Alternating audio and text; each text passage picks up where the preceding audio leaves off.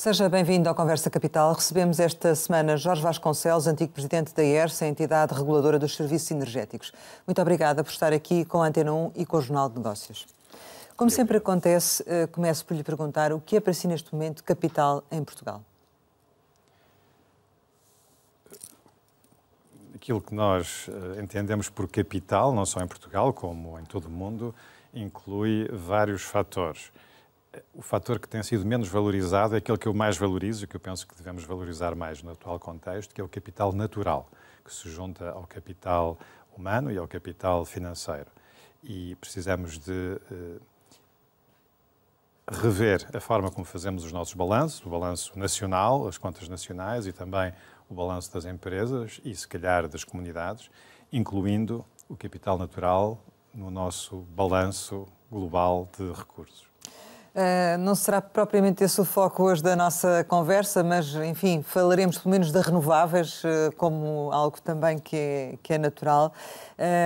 No que diz respeito à questão da energia, já o ouvimos criticar a União Europeia por ter aumentado voluntariamente a sua dependência energética da Rússia, que, de certo modo, acabou por conduzir à situação atual da crise energética. E agora estão a ser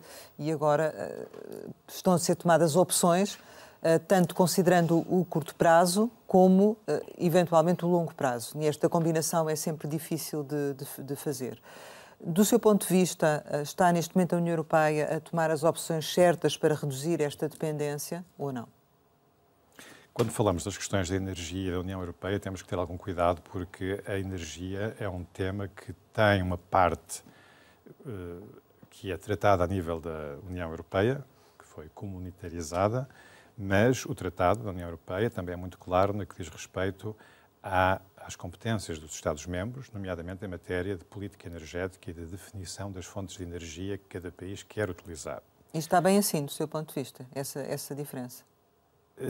Essa divisão. Esta divisão de poderes, de competências, foi o resultado da negociação do Tratado de Lisboa e não coloca, se for depois bem interpretada e bem aplicada, não coloca à partida problemas ao funcionamento de um mercado integrado de energia na União Europeia. Nem agora, com esta situação. Nem agora, nem no futuro. Creio que é perfeitamente legítimo que em diferentes partes da União Europeia, em diferentes regiões e em diferentes países, haja opções diferentes. Porque há contextos climáticos diferentes, porque há recursos naturais diferentes, porque há culturas diferentes, maneiras diferentes das pessoas se relacionarem, se moverem, habitarem, e tudo isso leva a uma relação diferente das pessoas e da própria economia com os recursos naturais e com a energia em particular. Daqui que possa ser sensato deixar à responsabilidade de cada Estado-membro a definição daquilo que, no jargão técnico, chamamos o mix energético, ou seja, a escolha das fontes de energia. Depois temos que acordar regras comuns que permitam a livre circulação dos produtos energéticos dentro da União Europeia e que garantam a liberdade para os consumidores, por um lado, poderem escolher os fornecedores de energia, de produtos energéticos que mais lhes interessam, e, por outro lado, também garantir a liberdade de investimento para que uma empresa europeia possa investir em energia em qualquer Estado-membro da União Europeia. Por isso, com este equilíbrio, eu penso que nós podemos conviver muito bem. Claro que há depois opções nacionais de política energética que acabam por ter um impacto muito grande nos outros Estados-membros. Foi isso que aconteceu, nomeadamente, com a opção da Alemanha relativamente à dependência do gás da Rússia. E aquilo que nós estamos a ver agora é que provavelmente tem que haver, no mínimo, mais mecanismos de coordenação das políticas energéticas, que não podemos deixar cada Estado-membro com uma liberdade absoluta, quando essa liberdade depois colide com a liberdade dos outros e tem consequências, tem impactos, nomeadamente ambientais e económicos, sobre os outros Estados-membros.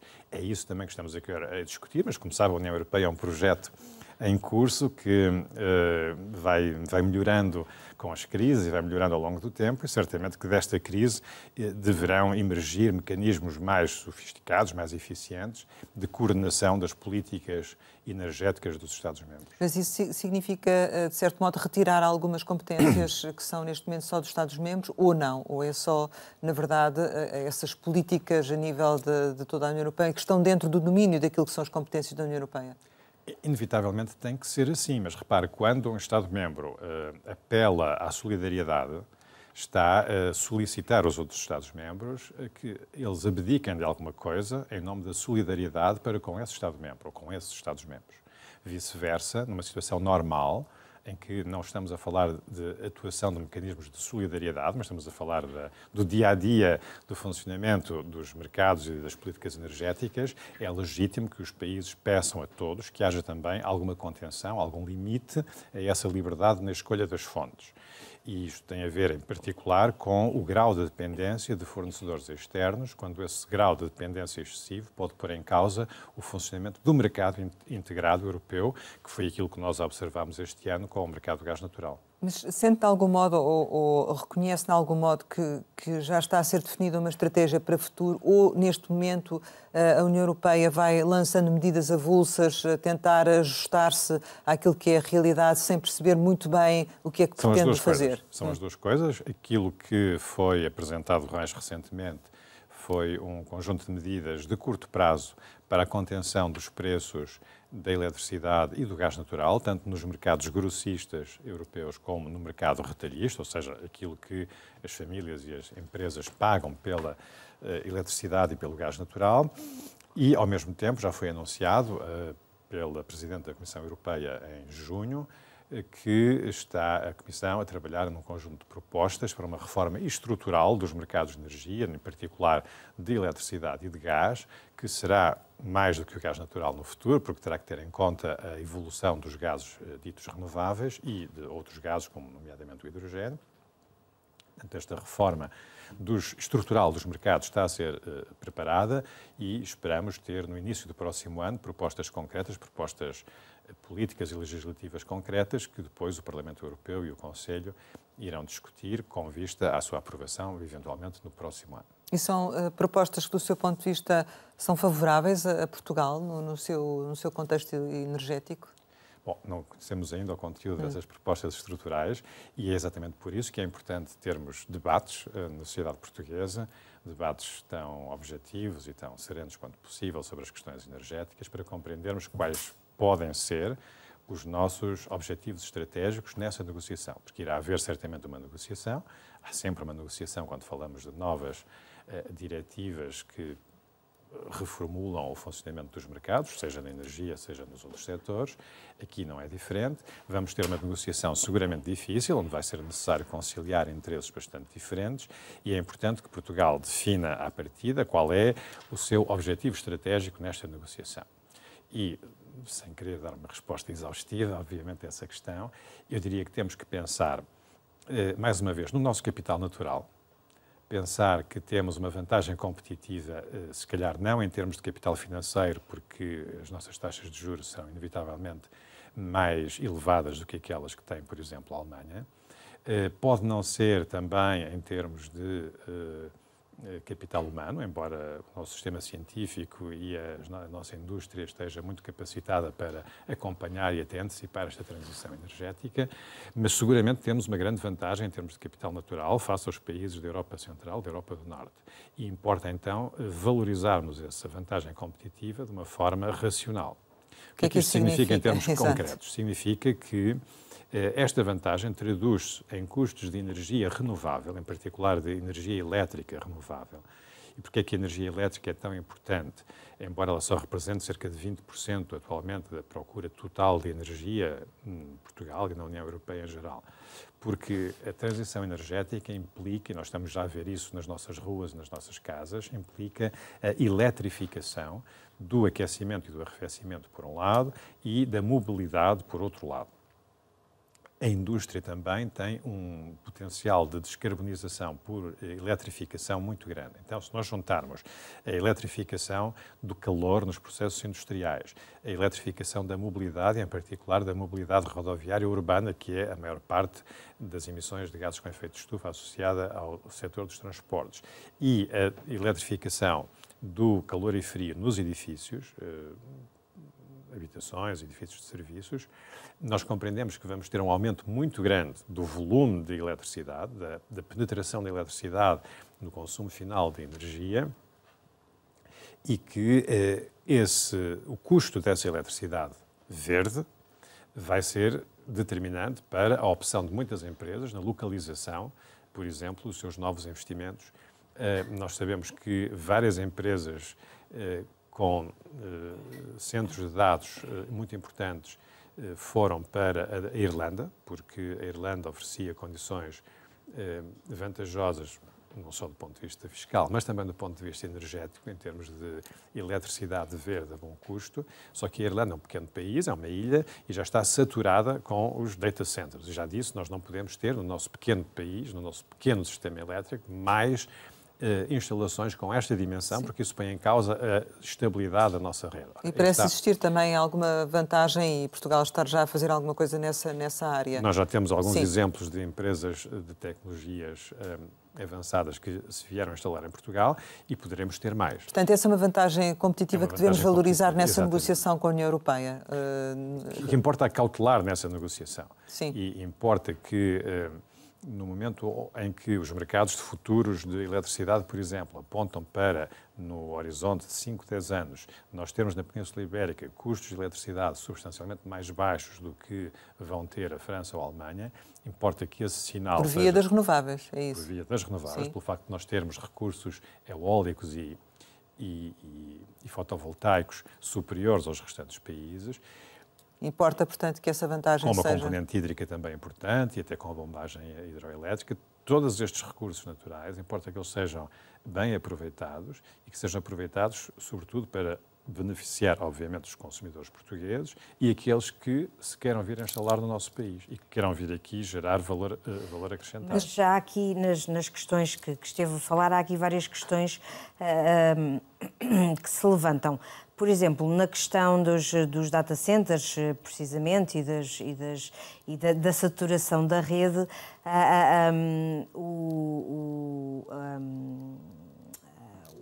o relatório mais recente da GEG mostra precisamente que não é numa situação talvez dita normal ou de situação de funcionamento normal, mas numa situação de stress, mostra precisamente que a rede nacional poderá estar em risco ou poderá estar em saturação já em 2023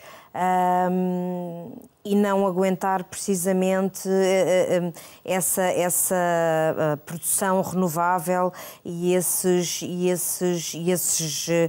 data centers. Pronto, o Governo já veio dizer que não, já veio dizer que a central da Tapada do Outeiro, por exemplo, vai funcionar até 2029, precisamente para garantir esse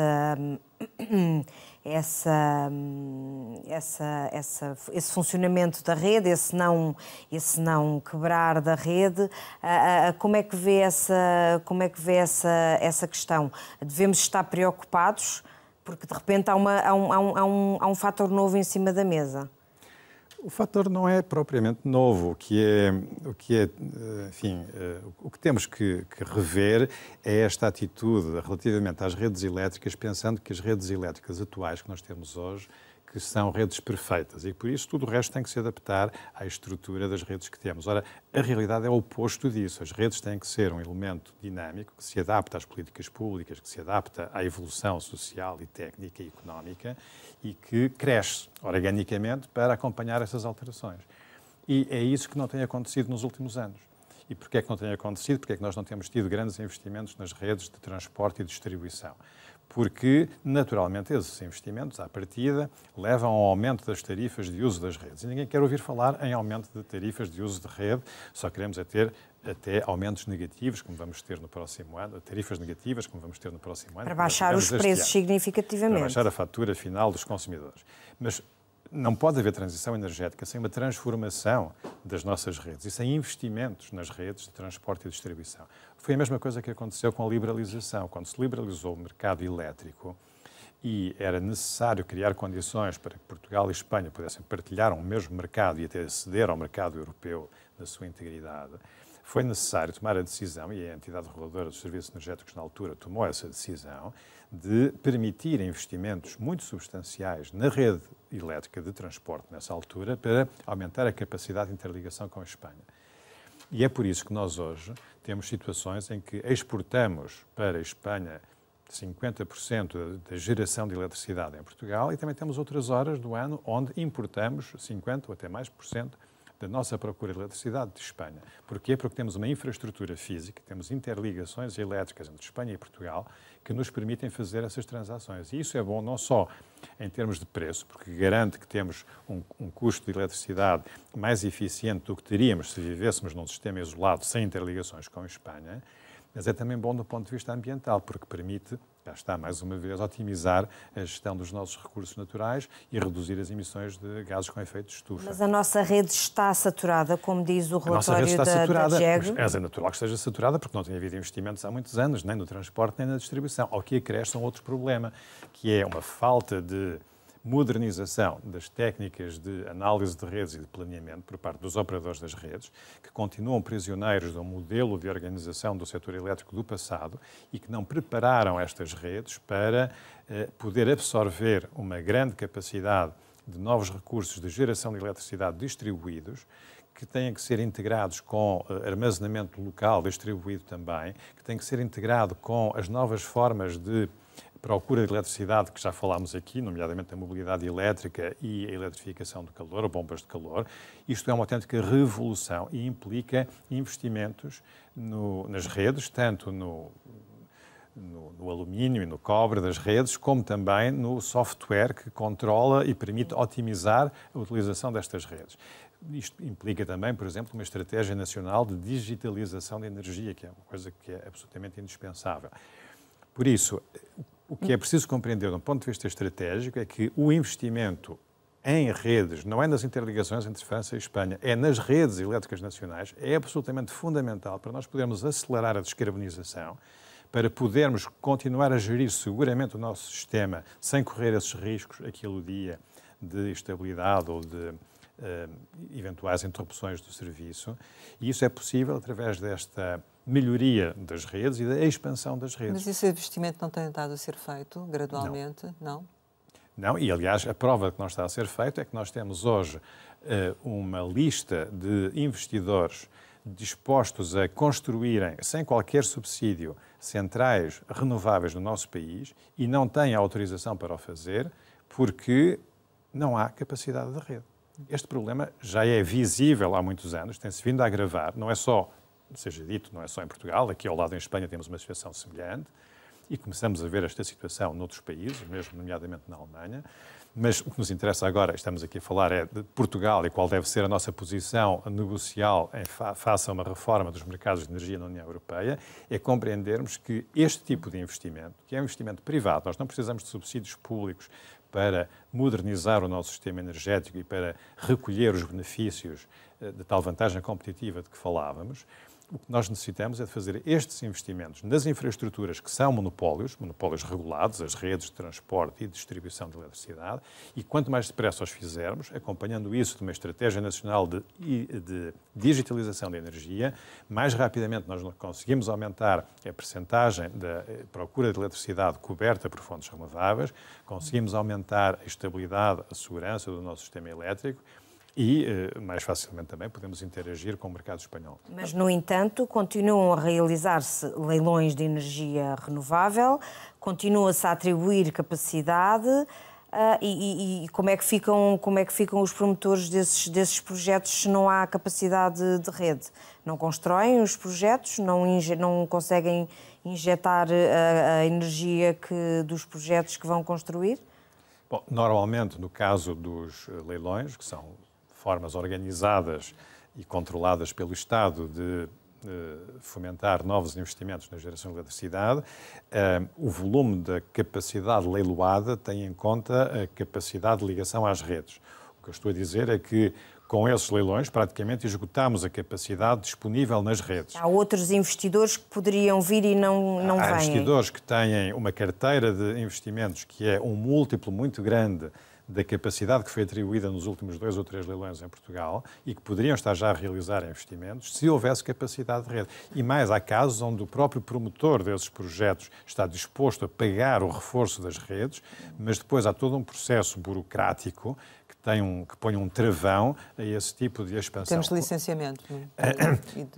Sim, de autorização desses investimentos suplementares nas redes, mesmo que eles sejam pagos pelos agentes, pelos promotores privados. Mas o PRR não tem verbas agora também para esse efeito? Nós não precisamos de PRR para isso. Já percebi, mas ainda assim... Pronto. Não é uma questão da origem do capital, é uma questão de uma decisão estratégica que depende apenas de nós, não depende da União Europeia, de querermos investir nas redes de eletricidade. E não é preciso dinheiro público para isso. Poupemos o dinheiro dos contribuintes. Tem números do dinheiro desses investimentos que poderia estar a entrar em Portugal e não está a entrar? Tem ideia de quanto poderia ser esse investimento em renováveis? Esse investimento seria seguramente, se todos os promotores fossem autorizados neste momento, por hipótese, a construir essas centrais, pagando inclusive os custos ligados à expansão das redes, nós ficaríamos com uma capacidade instalada em Portugal que seria claramente excessiva face às necessidades da procura interna. Por isso, não faz sentido tem que haver também uma seleção, expandir a rede para poder absorver esses 80 gigawatts ou um número dessa ordem de grandeza que estão à espera de poder ser ligados à rede. Agora, entre ligarmos um número, vamos dizer, 80 gigawatts, que corresponde a 4 vezes a capacidade total atualmente instalada em Portugal, não é? De novos projetos, ou não instalar nada, ou instalar apenas 1 ou 2 gigawatts, temos aqui uma margem muito grande, não é? E é isso que eu tento explicar, é que devíamos ser mais ambiciosos, devíamos permitir que, se não forem 80, que sejam 40, 30, 20, mas, por favor, relancemos os investimentos nas redes, investimentos privados nas redes de eletricidade. A boa notícia é que, se calhar, enfim, com essa negociação que existe com a União Europeia, com esses investimentos que fossem feitos, no final, o consumidor final também teria a eletricidade mais barata. O consumidor final já tem hoje todo o interesse em Portugal, tanto nós, como consumidores domésticos, como as pequenas e médias empresas, como as grandes empresas, temos todo o interesse em aderir ao regime de autoconsumo renovável, ou seja, de aproveitar o sistema que existe para promoção do autoconsumo e de, em vez de comprar a eletricidade ou comprar toda a eletricidade a um comercializador, instalarmos os nossos próprios painéis fotovoltaicos na nossa habitação, no nosso condomínio, na nossa fábrica, na nossa empresa e cobrirmos uma parte da nossa procura de eletricidade com essa geração própria. E isso já é hoje competitivo, não necessita de qualquer subsídio. Aquilo que pode ser problemático é, no caso de condomínios, por exemplo, ter o acordo de todos para a instalação e para a partilha dos benefícios desse tipo de instalação. Mas eu recordo que em Portugal metade ou mais de metade das famílias vive em habitações unifamiliares e por isso, digamos que estamos a falar de um problema real nos condomínios, mas também temos uma parte muito substancial do nosso parque edificado que pode ser aproveitado desde já. Para já não falarmos nos edifícios do Estado, nas escolas, nos hospitais, nos edifícios militares, repartições públicas, que podem aproveitar de uma forma muito mais exaustiva os telhados, os terrenos que têm à sua disposição para consumo próprio e até, por exemplo, para servirem de âncora a comunidades locais, que podem ser bairros de habitação social ou que pode ser um outro tipo de mecanismo. Eu referia-me, no fundo, era à conclusão final daquilo que é este processo, que não sabemos bem quando é que vai terminar, mas esta negociação com a União Europeia, este momento que a Europa está a passar relativamente à crise energética, se conseguir dar a volta, se conseguir realmente fazer a tal aposta nas renováveis, no final, a expectativa que existe é que, efetivamente, também haja a eletricidade que é necessária e a um preço inferior ao que existe atualmente. Será isso, em princípio? Sim, certamente que isso vai acontecer, porque, de outra forma, não é possível nós cumprirmos as nossas metas de 2030 e muito menos de 2050. Relativamente à questão desta opção que foi tomada agora ainda em matéria de redes, de Portugal e Espanha deixarem cair este projeto do gasoduto através dos Pirineus e optarem por um novo gasoduto marítimo no Mediterrâneo, bem como outras alterações. Faz sentido esta alteração? Portugal passa de cavalo para burro, como diz, por exemplo, o PSD, ou nem por isso? Portugal tem setor de gás natural bastante recente. O gás natural entrou no nosso país em 1997. Antes disso não havia gás natural. E entrou, em primeiro lugar, por um gasoduto que vem do norte da África, da Argélia, e que passa por Espanha. E depois entrou através do terminal de Sines com o gás natural liquefeito. São as duas fontes, fisicamente, de abastecimento que nós temos no nosso país. Temos ao lado um país que é a Espanha, que tem, não um, mas 7 terminais de gás natural liquefeito. E que tem também ligações por gasoduto, seja com França, seja com o norte da África. A procura de energia em Portugal é cerca de 1/5 da procura de energia em Espanha. Temos que ter, em primeiro lugar, a noção das proporções. O que é que interessa a um país como Portugal, que só tem uma fronteira com um país da União Europeia, um Estado-membro da União Europeia, e que tem uma procura de energia que é cerca de 1/5 da procura de energia do seu vizinho. O que nos interessa fundamentalmente não é aquilo que se passa a 3.000 quilómetros daqui, é aquilo que se passa aqui ao lado. E é colaborar com a Espanha na construção de mercados de energia, tanto de energia elétrica como de gás, que sejam mercados que ofereçam as mesmas possibilidades, tanto a investidores nacionais, como aos clientes instalados em Portugal, relativamente aos clientes instalados em Espanha. Do ponto de vista de competitividade, aquilo que nos interessa é ter condições equivalentes e garantir que um consumidor que se instala em Portugal tem acesso às mesmas condições em termos de preço de energia elétrica e de gás natural do que se instalar em Espanha. Isso é uma negociação um bocadinho desequilibrada, não é? Esta negociação foi feita já há muitos anos para o mercado elétrico, por isso temos um mercado elétrico chamado MIBEL a funcionar, que pode ser melhorado e que vai ter que ser alterado em função daquele que for o acordo europeu para a reforma estrutural do mercado de eletricidade. E é por isso que me parece que, do ponto de vista estratégico, é muito importante que esta colaboração que nós temos visto acontecer ultimamente com a Espanha, relativamente à construção do gasoduto que referiu e das outras interligações, que esta colaboração continue, independentemente da questão das interligações Espanha-França, mas que continue para que Portugal e Espanha possam ter ideias claras relativamente ao tipo de organização dos mercados de eletricidade e de gás que querem ter na Península Ibérica, para que esses modelos de mercado possam ter cabimento naquela que vier a ser a reforma estrutural dos mercados de energia na União Europeia no próximo ano. Qual é a nossa vantagem relativamente à Espanha nessa negociação, considerando que o mercado deles é superior ao nosso? Nenhuma. Nenhuma? A não ser a experiência que temos, a não ser a capacidade que temos de gerir tecnicamente o sistema elétrico e o sistema de gás natural, a não ser uma relação de confiança a todos os níveis, tanto ao nível político como ao nível diplomático, ao nível técnico, que se foi cimentando ao longo destes últimos anos. E este capital de confiança é muito importante para permitir depois gerir os outros recursos de uma forma eficiente. Mas temos que ter a noção das nossas dimensões e da nossa situação real. Pergunta, mas isso é possível? A minha resposta é sim, claramente. O próprio processo da construção do mercado ibérico de eletricidade mostra que esta colaboração de igual para igual foi possível, ela é possível e é vantajosa para os dois lados. E isso... Mas o MIBEL está... Ou seja, está obsoleto o MIBEL neste momento, porque pergunto-lhe eu, quando diz que a atual crise energética pode ser o que faltava para reformas estruturais e profundas nos mercados de energia da União Europeia, que garantam preços razoáveis e segurança de abastecimento, estamos a falar de reformas estruturais profundas também no nosso mercado e há muitas críticas precisamente à forma marginalista como funciona o MIBEL e como funcionam outros mercados europeus. Estamos a falar da forma como entram as diferentes tecnologias e como, por exemplo, a entrada em último lugar do gás natural marca muitas vezes o preço, acabando por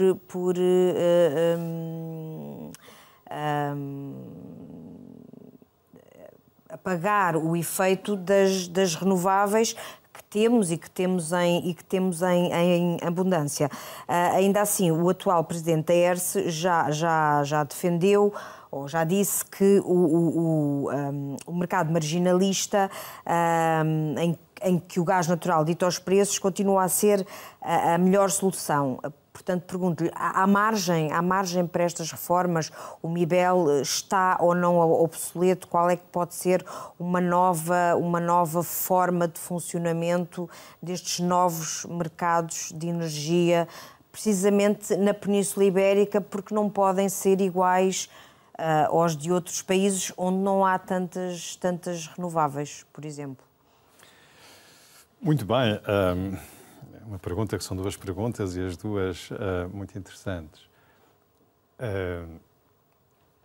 O primeiro aspecto é se os mercados atuais, o mercado ibérico, o MIBEL e, em geral, os mercados de eletricidade da União Europeia estão obsoletos ou não e porquê, se sim, e depois que tipo de reforma é necessária e até que ponto o modelo atual, marginalista, faz sentido no futuro. Então, começando pela primeira. Quando o mercado espanhol, que é a matriz do atual mercado ibérico, foi introduzido em janeiro de 1998, não havia as renováveis que nós temos hoje, nem em Espanha nem em Portugal, nem pouco mais ou menos. Estávamos a falar, nessa altura, da construção dos tais terminais de gás natural liquefeito para abastecer centrais elétricas. E aquilo que nós vimos na altura foi um fenómeno bastante curioso a nível internacional, que foi empresas de eletricidade espanholas entrarem no negócio do gás, não só vendendo gás, não é, fazendo as chamadas ofertas duais aos consumidores, que é vender ao mesmo tempo eletricidade e gás natural, isso já existia antes noutros países, nomeadamente no Reino Unido, mas o que nós vimos nessa altura foi a entrada das empresas de eletricidade na construção de terminais de gás natural liquefeito e, portanto, na entrada no comércio internacional de grossista de gás natural.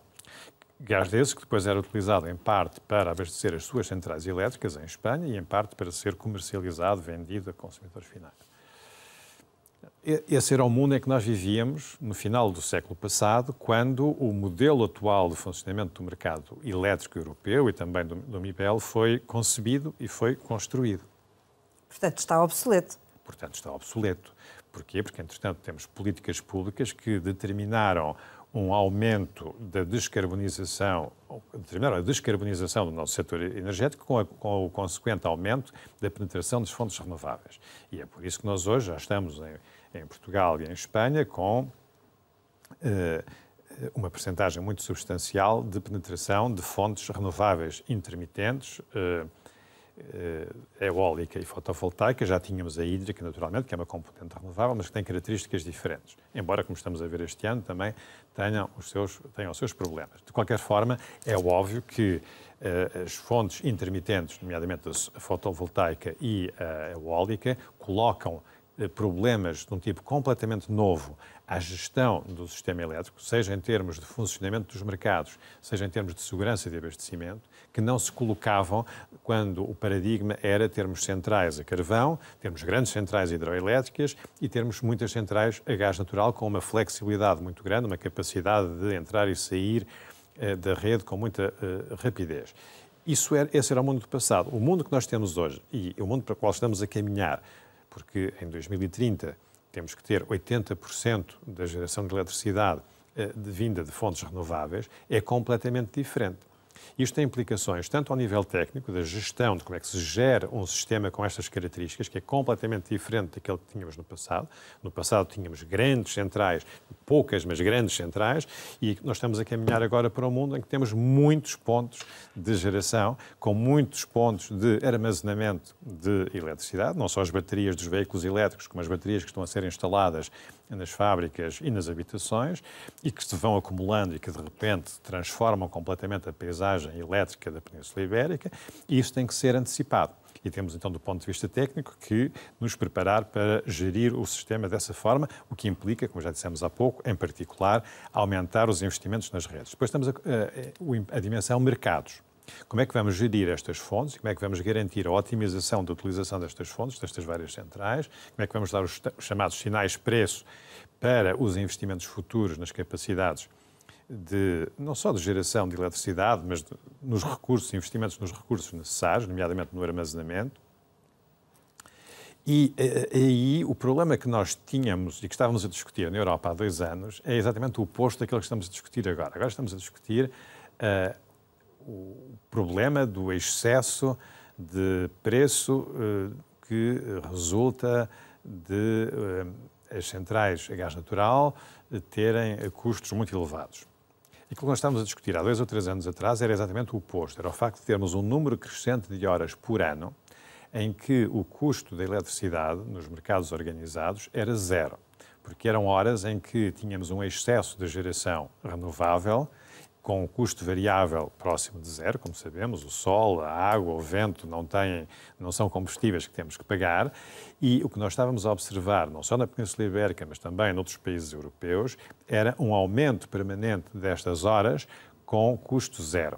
Qual é o problema que isto coloca aos investidores? É que se o custo for sempre 0, eu, investidor, não vou conseguir recuperar o meu investimento porque não me estão a pagar para eu remunerar o capital que investi nas centrais que construí.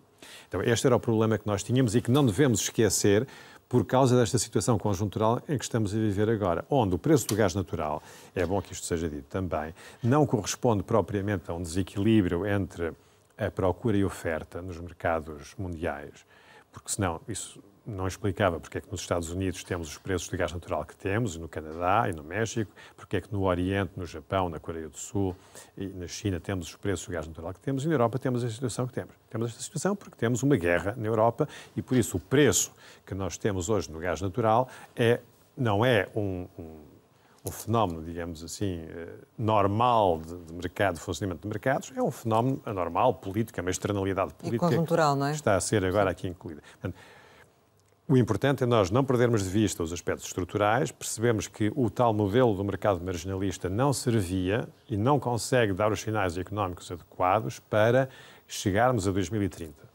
Como é que eu vou convencer um investidor hoje, em 2022, a investir numa central renovável, se eu lhe disser que vai ter um modelo marginalista e que o número de horas por ano em que a energia vale 0 no mercado vai aumentar muito rapidamente daqui até 2030. Ninguém de bom senso vai estar a fazer esse investimento.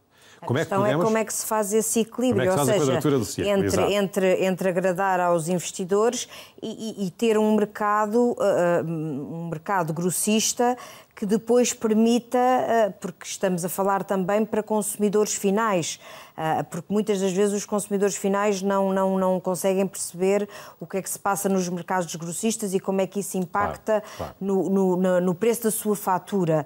A questão é essa, é como é que se consegue que depois as pessoas lá em casa tenham preços de eletricidade que consigam pagar. Mas essa quadratura já começou a ser construída. Tem que ser mais apoiada também, do que foi no passado, porque no passado foi muitas vezes travada por opções políticas e regulamentares e regulatórias. Portanto, o problema tem solução e a reforma estrutural do mercado europeu vai caminhar nesse sentido, como já começámos a receber algumas indicações nesse sentido. O que é que eu quero dizer com isto? Que passamos a ter uma perspectiva de longo prazo e isso já começou a acontecer. Os leilões que nós vemos, não só em Portugal como em Espanha, mas nos outros países, não são mais do que uma forma de passarmos de mercados de curto prazo, passarmos de mercados ditos spot, onde o tal preço marginal de curto prazo determina o funcionamento, para contratos de longo prazo. Seja um contrato que eu, investidor, faço com o Estado, digamos, de uma forma geral, que é quem organiza esse leilão, seja diretamente através de um ministério, seja indiretamente através de uma entidade reguladora ou de outra qualquer agência pública. Mas o que está aqui em causa há um investidor privado, há uma entidade pública que diz nós vamos leiloar uma determinada capacidade e as condições são estas e quem ganhar sabe que tem durante 15, 20 anos, o período que for, estas condições e que vai receber ou pagar aquilo que quer que seja. Este fenómeno nós já vimos a observar há algum tempo, esta translação para o longo prazo. Isto está a acontecer agora também com os consumidores industriais, sobretudo com os grandes consumidores industriais, que pretendem ter contratos de longo prazo e que estão a celebrar contratos de longo prazo com as empresas que lhes podem garantir uma estabilidade de preço durante 10, 12, 15 anos. Então, nós temos que reconhecer que para atingir essas metas em 2020, para evitarmos aquele tal problema que é depois não haver dinheiro para remunerar o capital investido nas centrais elétricas, temos que aceitar a existência destes mercados de longo prazo, mercados de contratação a longo prazo. Isso já começa a acontecer, já que temos na própria página do operador do mercado ibérico, já podemos começar a ver quais são os valores que estão a ser transacionados para os chamados contratos de aquisição de energia, ou PPA na nomenclatura inglesa. E este mercado, que hoje ainda é um mercado residual, que é um mercado tolerado e visto mal porque se pensa ainda, ou algumas pessoas pensam ainda, que o curto prazo e os mercados de curto prazo é que deveriam ser a norma, estes mercados estão a ganhar tração, estão a ganhar volume e vão ser uma componente fundamental dos mercados elétricos do futuro. O modelo marginalista a que se referia tinha, em teoria, duas funções. Uma era dar os sinais económicos necessários para os investimentos de longo prazo. E já vimos que isso falhou. Falhou tanto no que diz respeito à geração de eletricidade, por isso é que nós temos estes leilões e por isso é que nós temos todos estes contratos chamados os Corporate PPA, com os consumidores finais, diretamente entre consumidores finais e industriais e promotores de projetos renováveis. E a segunda função desses mercados, desse sinal, era organizar dia a dia, hora por hora, dia a dia, todos os anos, a hierarquia das centrais elétricas que são chamadas a cobrir a procura naquela hora.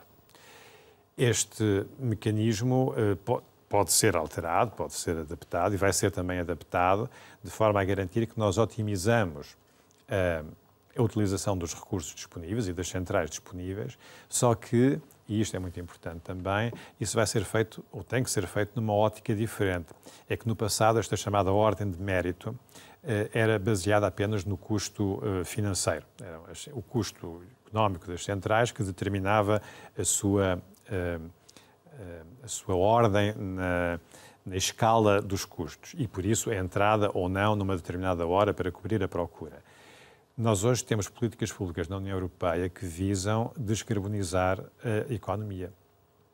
Temos metas para 2030 de 55% de redução das emissões de gases com efeito de estufa e a neutralidade carbónica em 2050. Isto implica que a escolha das centrais não pode ser feita apenas do ponto de vista do financeiro, mas tem que também ter em conta aqui a dimensão do tal capital natural, que é determinante para escolhermos quais são as fontes que devem entrar numa determinada hora, de forma a garantir que chegamos a 2030, 2050 e que estamos a cumprir as nossas metas ambientais, nomeadamente a redução de emissões de gases com efeito de estufa, de uma forma que seja economicamente eficiente. Ainda falando de preço, e porque, enfim, o tempo corre e estamos praticamente a chegar ao final, por causa é verdade, por causa do pagamento do valor de ajuste relativo ao mecanismo ibérico, portanto, aquela exceção que foi criada na União Europeia, a fatura das famílias, em muitos casos, está a ficar substancialmente mais cara, ao contrário daquilo que inicialmente foi transmitido e que haveria uma redução. Aliás, o presidente da Endesa, aqui, numa entrevista também ao Conversa Capital, alertou para essa situação. E por isso lhe pergunto se esta oportunidade, esta opção que foi anunciada, se, do seu ponto de vista, foi uma medida correta ou se revela um fracasso. Não, estamos a falar de questões diferentes. Em primeiro lugar, o engenheiro Nuno Ribeiro da Silva foi mal interpretado, porque ele não se referia aos consumidores que estão na tarifa regulada. Ele referia-se aos consumidores que estão expostos ao mercado e que são esses que são afetados pelo mecanismo. Exatamente. Não somos nós em Portugal. Há consumidores, há cerca de 10 milhões de consumidores domésticos em Espanha que estavam expostos ao mercado. E em Portugal também, porque as faturas já estão a aparecer com esses valores e com essa designação. Não. Estamos a falar de questões diferentes. Obviamente, há atualizações das tarifas em Portugal todo o ano e nós ouvimos agora recentemente... Por via deste mecanismo. A proposta... Não, se for ver os documentos que a ERSE publicou no dia... Não, basta ver as faturas, não é? Porque as faturas fazem referência precisamente a essa situação, não é? E refletem lá o... Há faturas recentes. Sim, claro. Com mais 20 cêntimos em cima por via do mecanismo de ajuste? Vamos por partes. O mecanismo de ajuste ibérico foi apresentado por Espanha e Portugal e que foi depois negociado com a Comissão Europeia, destinava-se a resolver essencialmente o problema dos cerca de 10 milhões de consumidores espanhóis que têm uma indexação mensal da sua tarifa de eletricidade ao mercado spot. Nós, em Portugal, normalmente não temos esse tipo de indexação. Portanto, só por aí teria sido logo um mau negócio, não é? Não. Com essa justificação, se era para beneficiar os 10 milhões de espanhóis e não teria efeitos em Portugal, seria logo um mau negócio. Mas se não tem qualquer inconveniente e se não afeta o preço... Mas veio-se a revelar que afinal tinha, não é? Não, pode ter apenas para os consumidores que optaram por estar indexados ao mercado spot.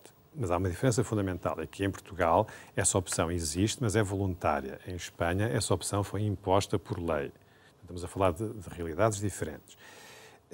Eu sou crítico do mecanismo ibérico, em alguns aspectos, mas acho que temos que distinguir aqui os vários aspectos e não é por aqui que esse mecanismo deve ser criticado. Repare, como eu dizia há pouco, é fundamental que nós tenhamos uma boa relação com a Espanha. Se Portugal, juntando-se à Espanha, permite resolver um problema espanhol sem prejudicar os interesses portugueses, eu acho que nós devemos fazer isso imediatamente. Mas não foi o que aconteceu.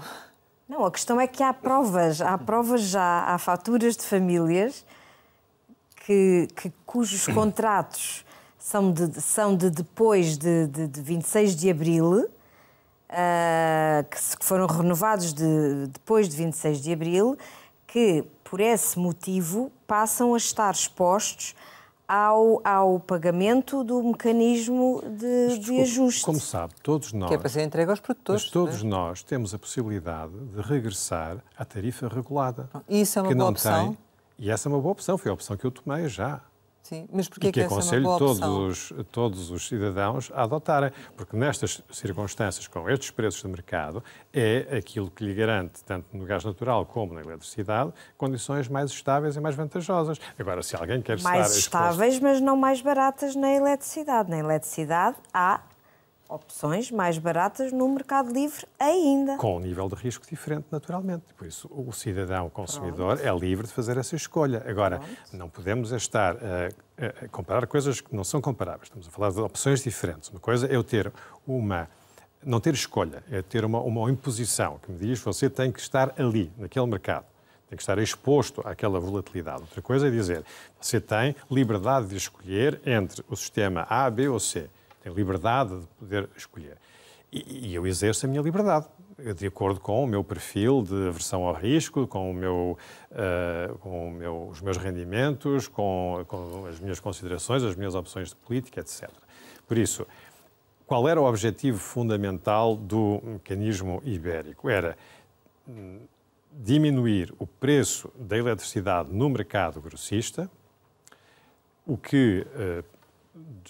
imediatamente reduz as receitas dos geradores de eletricidade que estão abaixo da tal escala de que estamos aqui a falar, da ordem de mérito, que estão abaixo das centrais de gás natural, e resolver de alguma forma o problema dos tais 10 milhões de consumidores domésticos espanhóis expostos ao mercado spot.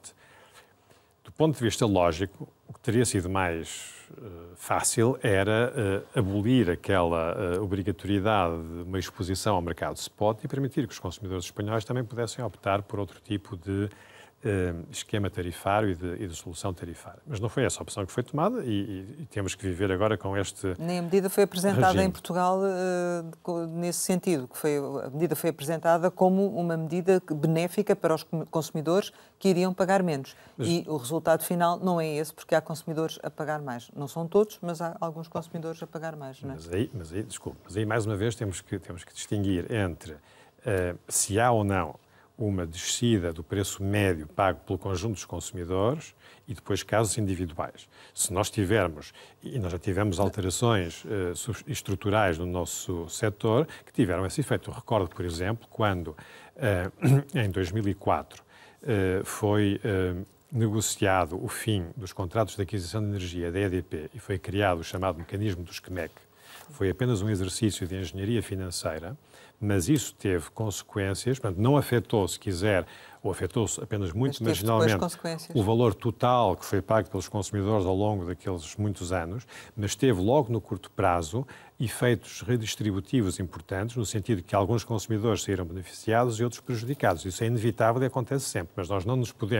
podemos emitir um juízo de valor sobre uma reforma, seja esta ou seja outra qualquer, com base num, 2 ou 3 casos individuais. Temos que olhar para o valor médio agregado e comparar isso e depois avaliar, naturalmente, se há, eventualmente, excursões nos casos individuais que poderiam ter sido mitigadas ou até mesmo evitadas. Mas ainda assim e prometendo um mecanismo ibérico, descidas no preço da eletricidade, também foi necessário fazer um processo de engenharia financeira e injetar 2 mil milhões de euros no sistema ibérico para baixar brutalmente as tarifas de acesso às redes em 2023 e fazer com que os preços no mercado regulado só subissem 2,8% no ano e provocando também um efeito no mercado livre em que o Governo promete descidas nas tarifas de 80%. Portanto, também houve essa necessidade dessa mega almofada. Já no ano passado tinha sido de 815 milhões e este ano estamos a falar de uma mega almofada de 2 mil milhões para baixar as tarifas de acesso às redes. Mas atenção, porque essa almofada já está no sistema, já estava programada no sistema, com exceção, o grosso dessa almofada já estava, que tem a ver com duas coisas. Tem a ver com a diferença de custo entre a eletricidade no mercado ao longo deste ano e do próximo ano e o custo de geração das centrais com preço garantido em Portugal, que são as renováveis, as cogerações, que representam, juntamente com a central de Tapada do Outeiro a gás natural, que também tem um contrato de aquisição de energia, representam mais de metade da geração total, da procura total de eletricidade em Portugal. O sobreganho das renováveis. Exatamente. Durante muitos anos foi um sobrecusto e agora é um sobreganho. O ano passado, este ano, é um sobreganho. E por isso, essa é a parte principal. Depois temos a outra parte que tem a ver com o contrato de aquisição de energia da central da Tapada do Outeiro. E que também se traduz num benefício de, salvo erro, 1,5 mil milhões de euros. Portanto, estes são mecanismos que não são novos, que já estão na regulamentação há muitos anos, que estão a ser aplicados de uma forma automática. Concorda que a SES seja usada para este fim? Não é linear que... Eu não concordo, antes de mais, com a existência da SES em 2022. E acho que mesmo em 2014 já chegou tarde, ela havia ter sido aplicada em 2011. E 2012, que era no momento em que nós estávamos, de facto, em 2013. Mas já devia ter acabado. Mas, sendo extraordinária, deveria ter acabado, e penso que deveria ter acabado quando a Troika se foi embora e nós retomamos alguma normalidade. Há depois verbas que têm a ver com as receitas das licenças de gases com efeito de estufa, que estão a ser utilizadas também para baixar as tarifas. Isso é permitido, como sabe, pela legislação europeia. É uma opção política, podemos discutir ou não. Agora, eu não queria ficar aqui com... que ficassem aqui com a ideia de que eu sou um defensor deste mecanismo ibérico, porque não é o caso. Agora, temos que perguntar qual era o objetivo principal para ver quais são as alternativas. Eu acho que o mais importante é qual era a alternativa. Exato, qual é a alternativa, mas para percebermos, para discutirmos as alternativas... O objetivo já percebemos qual era, já nos explicou. Não, mas esse era um dos objetivos. Sim. Esse era o objetivo de curto prazo do governo espanhol. Mas havia outro, que é um objetivo partilhado por todos os governos europeus, que é o de tentar baixar o custo da eletricidade para toda a gente na Europa. Sabendo que este custo tem sido empolado por causa das centrais a gás natural, que...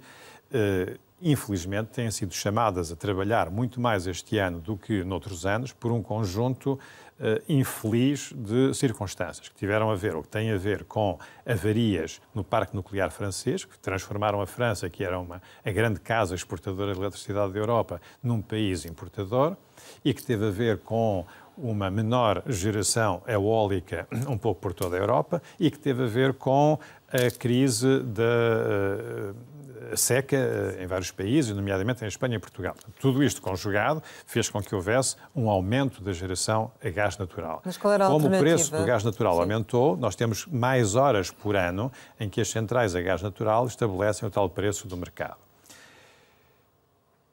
Essas centrais têm... Este tema não é muito simples, mas eu vou tentar explicá-lo de uma forma simples. E o nosso tempo também é curto. Muito bem. Então, nós temos aqui dois problemas que são difíceis, mas que são essenciais e é preciso compreendê-los para depois definirmos qual é a estratégia que nós queremos para atingir o nosso objetivo de redução para todos do custo da eletricidade. Primeiro ponto. As centrais a gás natural não têm todas o mesmo custo do gás natural. E, aliás, nós vemos isso em Portugal muito bem, porque a informação da IERS é pública e nós vemos qual é o custo, vemos de uma forma implícita qual é o custo do gás natural na central da Tapada do Outeiro, que se reflete nas tarifas, na proposta de tarifas que a entidade reguladora publicou. O mesmo acontece nos outros países. Cada central elétrica a gás natural tem os seus contratos, tem um portfólio de contratos, que podem estar mais ou menos expostos ao preço spot do gás natural, nomeadamente no mercado chamado TTF. Por isso, se nós não soubermos qual é o custo real desses geradores de gás natural, temos dificuldade também a saber se há ou não há um ganho excessivo. Porque, no limite, se eles estiverem completamente expostos ao preço spot, então é perfeitamente legítimo que o custo que eles têm, que é o custo do preço spot, seja refletido no custo do quilowatt-hora que é gerado naquela central elétrica. Se, pelo contrário, eles têm contratos de longo prazo que estão imunes às flutuações no mercado spot, não faz sentido eles estarem a ser remunerados como se estivessem a pagar aquele gás ao preço spot. Isto numa situação de emergência, numa situação de mercado normal, eu diria que pode ser aceitável. Numa situação de emergência, de guerra, como nós estamos a viver, isso, do meu ponto de vista, não é aceitável. Qual é a dificuldade deste aspecto? É que a maior parte dos governos e das entidades reguladoras não tem conhecimento do custo real dos contratos dos produtores de centrais a gás natural. E por isso é muito difícil introduzir mecanismos que permitam eliminar esses ganhos, esses eventuais ganhos excessivos dessas centrais.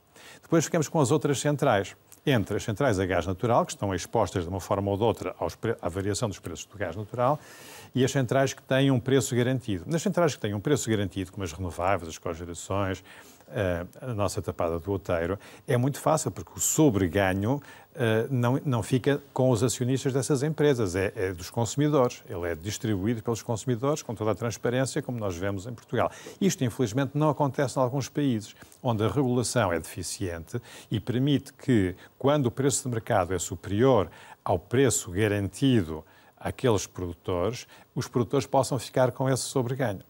Vice-versa, quando o preço de mercado é inferior, são os consumidores que pagam a diferença. Portanto, aqueles produtores ficam sempre a ganhar. Isso também não é aceitável. Isso devia ser corrigido e pode ser corrigido pela via legislativa com facilidade. Repito, é um problema dos outros, não é um problema em Portugal, porque felizmente esse problema não temos. O problema em Portugal tem a ver então apenas com as centrais hidroelétricas, que são aquelas que não têm um preço garantido e que estão entre as centrais a gás e as centrais com um preço garantido, renováveis e a Tapada do Outeiro. E aí nós não temos discutido esta questão. E privatizámos a hidroeletricidade, privatizámos a bombagem hidroelétrica, sem compreender que aquilo é um bem comum, que é indispensável gerir o armazenamento hidroelétrico na perspectiva de segurança do sistema e que não pode ser gerido aquele recurso numa ótica puramente económica e muito menos económica de curto prazo, mesmo com todas as restrições de caudais ecológicos, etc., que elas estão sujeitas, mas isso não chega. E este é um dos elementos, do meu ponto de vista, fundamental numa reforma do mercado ibérico e do mercado europeu, mas do mercado ibérico porque Espanha e Portugal, felizmente, têm, em termos relativos, uma capacidade de armazenamento hidroelétrico, de bombagem, das maiores da Europa. E por isso este aspecto para nós é muito relevante. E era este aspecto regressar ao setor público, é isso?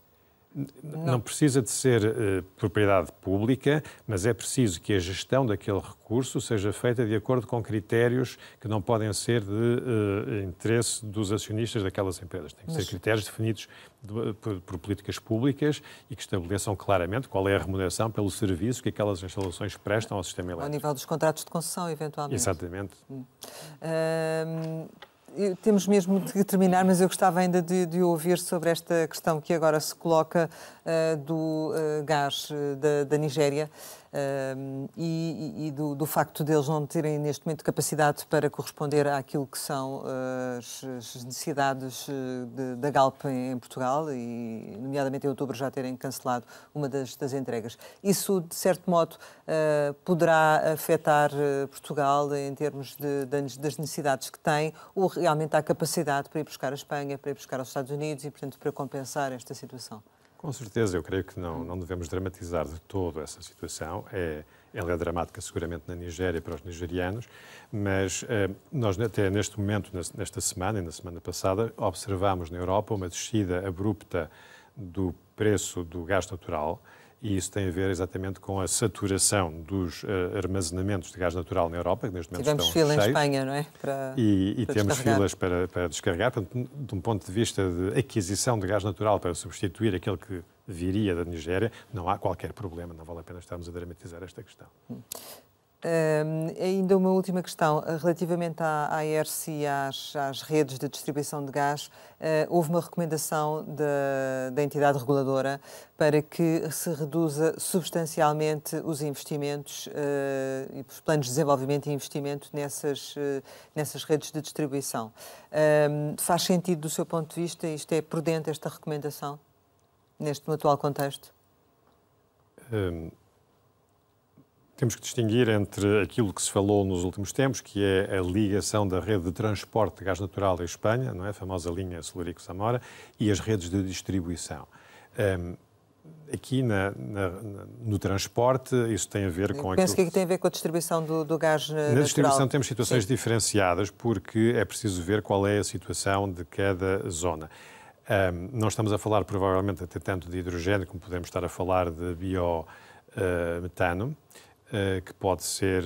Aqui tem a ver com a expansão da rede para chegar para abranger, sobretudo, novos pontos de abastecimento. Pronto, é nesse certo, sentido, domésticos. Não é? Nós precisamos do gás natural durante alguns anos, mas queremos nos livrar do gás natural o mais depressa possível. E este, no fundo, é um pouco o nosso dilema, nosso europeu.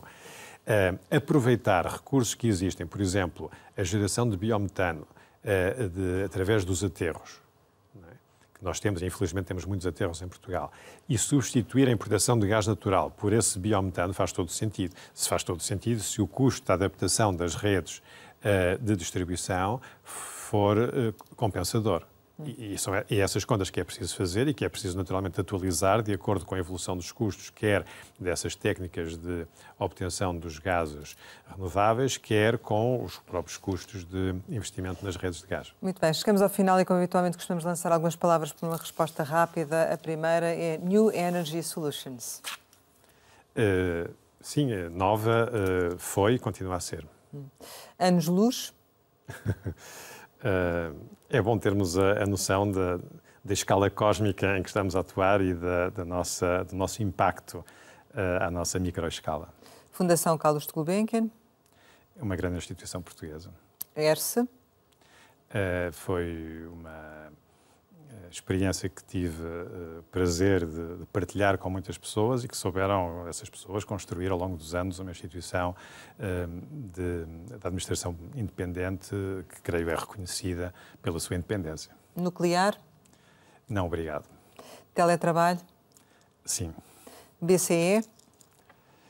Mais uma instituição muito importante na nossa arquitetura europeia, que faz parte das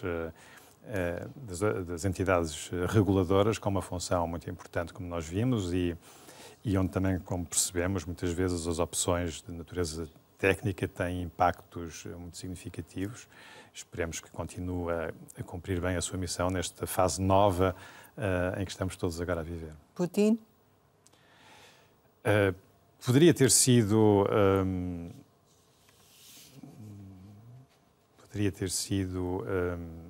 trazido para a Europa, para a cultura europeia. Infelizmente perdemos essa oportunidade e agora estamos a pagar um preço muito elevado. Orçamento do Estado? É sempre um documento muito importante e esperemos que seja cada vez mais orçamento de Estado e não seja uma árvore de Natal cheia de objetos de desejo. Família? As famílias são são fundamentais também na transformação energética que estamos a viver, através de uma utilização dos recursos diferente e da sua participação ativa em comunidades de energia. É isso que nós já estamos a observar também em Portugal, não só nos grandes centros, mas inclusivamente no interior. Sonho? O sonho. Portugal.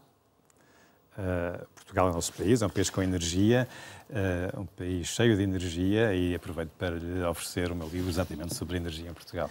Muito obrigada. Há bocadinho, quando me referi aos anos-luz, também me referi ao outro livro que tem. Jorge Vasconcelos, obrigada por ter estado aqui com a Antena 1 e com o Jornal de Negócios. Pode rever este Conversa Capital com o antigo Presidente da IERS em www.rtp.pt. Regressamos para a semana, sempre neste e esta hora, e claro, contamos consigo.